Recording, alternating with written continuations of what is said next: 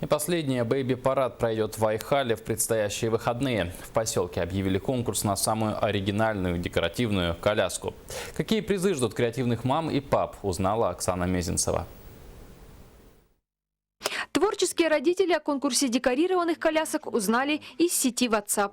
Идея, как креативно оформить детскую коляску, пришла мгновенно. Несколько покупок в строительном магазине, и уже сегодня молодой отец с дедушкой Лики интересную задумку воплощают в жизнь. Секрет, чем хотят удивить жюри, конечно, не раскрыли. Пусть останется сюрпризом, говорят молодые родители. Семью сближает, когда скрепляет, когда что-то делаешь вместе и на благо семьи.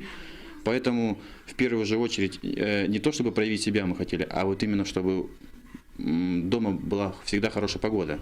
В 2013 году детские коляски украшали под разные виды транспорта. Был космолет, танк, мини-вертолет. В этот раз жюри и организаторы конкурса ждут не менее зрелищных декорированных колясок. Принять участие в конкурсе декоративных колясок может каждая семья, одинокие мамы или папы.